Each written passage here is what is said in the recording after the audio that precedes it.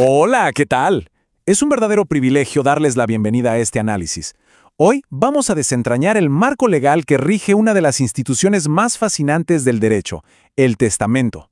Vamos a sumergirnos en el derecho sucesorio dominicano con un enfoque directo, viendo exactamente cómo la ley protege nuestras últimas voluntades. Bueno, y para que esto sea súper fácil de seguir, vamos a estructurarlo en 6 pasos. Arrancamos con los fundamentos, pasamos a los testamentos ordinarios y luego a los privilegiados. Y finalmente vamos a desglosar las 3 categorías de legados. ¡Comencemos! Sección 1. Los fundamentos del testamento.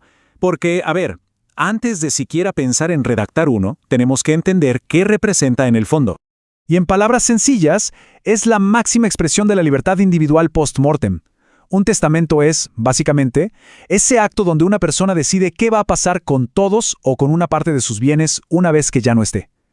Lo realmente fascinante aquí es la inmensa seguridad que esto proporciona. Te garantiza que tu patrimonio se transmita en orden y, seamos honestos, evita un montón de conflictos familiares.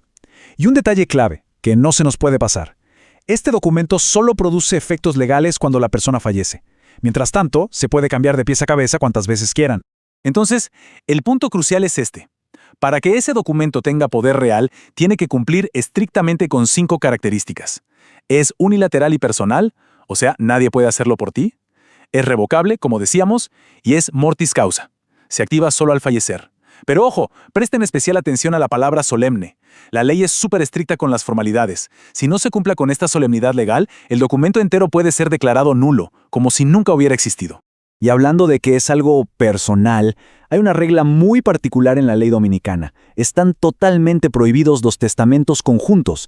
Es decir, 2 personas no pueden hacer un testamento en el mismo documento, ni siquiera si están casados. ¿Por qué? Bueno, porque la ley busca blindar la libertad individual a toda costa. Al obligar a que cada persona exprese lo que quiere por separado, se evitan presiones o influencias indebidas en un momento tan delicado. Tiene bastante sentido, ¿no? Con esos cimientos claros, pasemos ahora a la sección 2 y veamos lo que se usa en el día a día, los testamentos ordinarios. Hay que entender una especie de dualidad en cómo piensa la ley. Por un lado tenemos los testamentos ordinarios, que te exigen un rigor formal absoluto porque buscan dar seguridad jurídica total en tiempos normales. Pero por otro lado, la ley sabe que la vida pasa, así que crea los testamentos privilegiados para situaciones extremas. Ahí las reglas se relajan un poco, pero a cambio, su validez es solo temporal. Si nos enfocamos en los ordinarios, la ley dominicana te da 3 opciones. El hológrafo, que es súper privado pero tiene que estar escrito, fechado y firmado 100% de puño y letra del testador. Luego está el auténtico, que se hace ante notario y testigos, y por supuesto es el más seguro de todos por esa fe pública. Y finalmente tenemos el místico, que es una mezcla interesantísima. Entregas tu voluntad en un sobre cerrado y sellado a un notario, y el contenido se mantiene en absoluto secreto hasta el día que se abre. Y esto nos ilustra de manera brillante cómo el derecho no es un bloque de piedra, se adapta.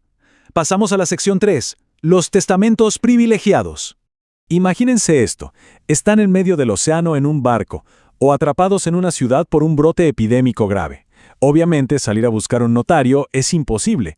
Entonces, para no quitarte el derecho a decidir sobre tus bienes, el código se flexibiliza.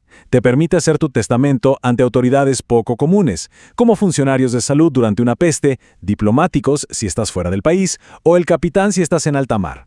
Y miren cómo funciona esta temporalidad, por ejemplo, en un viaje marítimo. El testador dicta sus deseos ante el capitán del barco. Todo bien. Pero aquí está el truco. Si la persona sobrevive, regresa a tierra firme y retoma su vida normal, se activa un reloj. Después de un tiempo establecido, ese testamento excepcional caduca, pierde validez.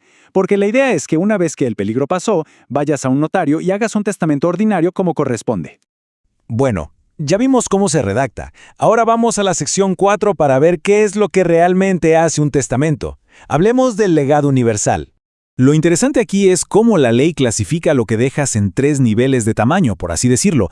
Está el universal, que es la totalidad de todo, a título universal, que es como un gran pedazo o categoría, y el particular, que son cosas muy específicas. Es un sistema bastante ordenado. Si hablamos del legado universal, aquí el beneficiario se lleva literalmente toda la herencia. Pero, claro, no todo es color de rosa. Esta persona prácticamente se pone en los zapatos de quien falleció, y eso significa asumir una responsabilidad enorme, la posible obligación de pagar todas las deudas de la sucesión. Es un paquete completo, Te llevas los activos, pero también te llevas los pasivos. Y además, tomar el control de todo ese patrimonio requiere cumplir con la ley. Si existen herederos forzosos, ya saben, aquellos a los que la ley les reserva una parte obligatoria, el legatario universal no puede simplemente llegar y cambiar las cerraduras de la casa. Hay que seguir un procedimiento judicial riguroso llamado envío en posesión. Se presenta el testamento, el tribunal verifica que sea auténtico y solo con una orden judicial se obtiene la posesión legal. Esto es clave para que nadie vulnere los derechos de los herederos legítimos. Bajemos ahora un escalón. Vamos a la sección 5. El legado a título universal. En este escenario no entregas todo, sino un bloque. Puede ser una fracción matemática, digamos, la tercera parte de mi herencia, o una categoría entera como todos mis bienes raíces.